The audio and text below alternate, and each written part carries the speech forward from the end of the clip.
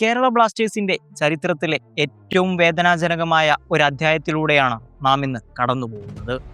ആരാധകരെ ആവേശത്തിലാഴ്ത്തിയ മഞ്ഞപ്പട ഇന്നിന്റെ മറവിൽ നിരാശ പൂണ്ടിരിക്കുകയാണ്. കളിച്ച 6 കളികളിൽ 5 തോറ്റ് ഒരു സമനിലയുമടക്കം നിലവിൽ 13ാം സ്ഥാനത്താണ് കേരള ബ്ലാസ്റ്റേഴ്സ് ഉള്ളത്. ഒടുക്കം ആരാധകർക്കും കൈവിടേണ്ടി വന്നു. അതെ, ഇനി ഗാലറിയിൽ ആർത്തുവിളിക്കാൻ മഞ്ഞപ്പട ഉണ്ടാകില്ല. കേരള ബ്ലാസ്റ്റേഴ്സിനെ ഔദ്യോഗികമായി ബഹിഷ്കരിച്ചിരിക്കുന്നു എന്ന വാർത്ത പുറത്തു വന്നപ്പോൾ ഇത് നേരത്തെ ചെയ്യണമായിരുന്നു എന്നാണ് ഒരു കൂട്ടം ആരാധകരുടെ പക്ഷം. ടീമിന്റെ നെടുന്തൂണുകളായിരുന്ന അഡ്രിയാൻ ലൂണയെയും നോഹ സദോയെയും പോലുള്ള താരങ്ങളെ ഒഴിവാക്കിയ മാനേജ്മെന്റിന്റെ തീരുമാനം ആരാധകരുടെ ഹൃദയം തകർക്കുന്നതായിരുന്നു. പകരമെത്തിയ വിദേശ താരങ്ങൾ മൈതാനത്ത് കാണിക്കുന്നത് നിരുത്തരവാദപരമായ പ്രകടനങ്ങളുമാണ്. കെവിൻ യോക്കൊഴികെ എല്ലാ വിദേശ താരങ്ങളും ടീമിന് ബാധ്യതയായി മാറിയിരിക്കുന്നു. വലിയ പ്രതീക്ഷയോടെ കൊണ്ടുവന്നവർ ഓരോ മത്സരത്തിലും നിരാശയുടെ ആഴം വർദ്ധിപ്പിക്കുകയാണ് ചെയ്യുന്നത്. ഡേവിഡ് കാറ്റാല എന്ന സ്പാനിഷ് തന്ത്രജ്ഞന് കീഴിൽ ബ്ലാസ്റ്റേഴ്സ് അതിൻ്റെ ഏറ്റവും മോശം ഫോമിലൂടെയായിരുന്നു കടന്നുപോയത്. 6 മത്സരങ്ങളിൽ 5ലും തോൽവി രുചിച്ച ടീമിന് ആകെ ലഭിച്ചത് 1 പോയിന്റ് മാത്രം. പോയിന്റ് പട്ടികയിൽ 13ാം സ്ഥാനത്തേക്ക് കുപ്പുകുത്തിയ ടീമിന് ഇനി കിരീടമെന്നത് വെറുമൊരു കിനാവ് മാത്രമാണ്. തരം താഴ്ത്തലെന്ന പേടി സ്വപ്നം ബ്ലാസ്റ്റേഴ്സിന്റെ ചാരത്ത് വട്ടമിട്ട് പറക്കുന്നുണ്ട്. തുടർ തോൽവികളാൽ എന്ത് ചെയ്യണമെന്നറിയാതെ ഒടുക്കം മാനേജ്മെന്റ് കാറ്റാലയെ പുറത്താക്കി ആഷ്ലി വെസ്റ്റ്വുഡിനെ പരിശീലകനായി നിയമിച്ചു. ബംഗളൂരു FC-യിൽ വിജയഗാഥ രചിച്ച ആഷ്ലിയിൽ മാനേജ്മെന്റ് വലിയ പ്രതീക്ഷ അർപ്പിക്കുന്നുണ്ട്. എന്നാൽ ആഷ്ലിയുടെ വരവ് പോലും ആരാധകരുടെ കോപം തണുപ്പിക്കാൻ പര്യാപ്തമല്ല.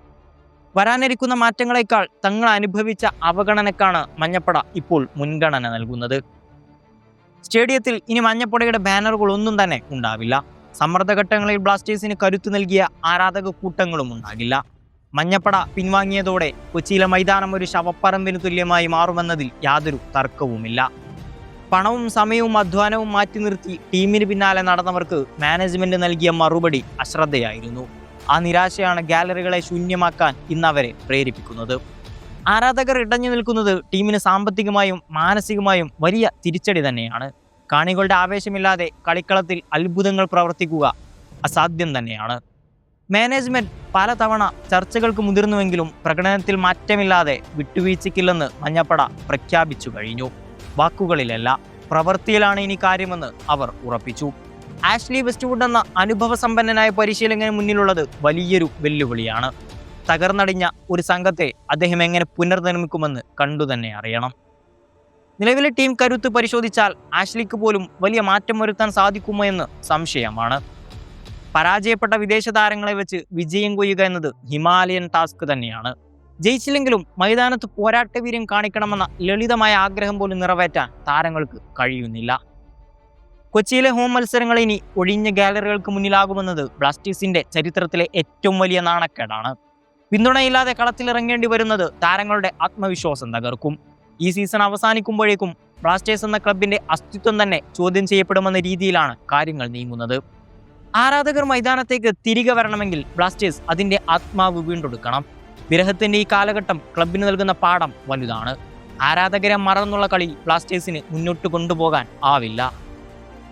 ആഷ്ലി വെസ്റ്റ്വുഡ് കൊണ്ടുവരുന്ന മാറ്റങ്ങൾ മൈതാനത്ത് പ്രതിഫലിക്കണം.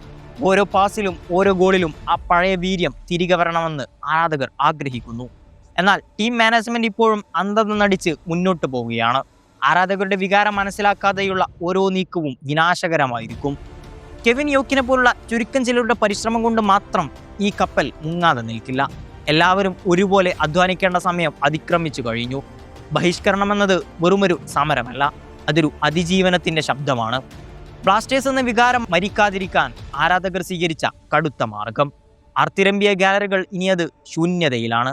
തളർന്നിരിക്കുമ്പോൾ കരുത്തു നൽകാൻ മഞ്ഞപ്പട ഇനി ഗാലറിയിൽ ഉണ്ടാകില്ല. പ്രതീക്ഷിക്കാൻ പാകത്തിൽ പോരാടൂ. ഞങ്ങൾ അന്ന് തിരിച്ചു വരാം.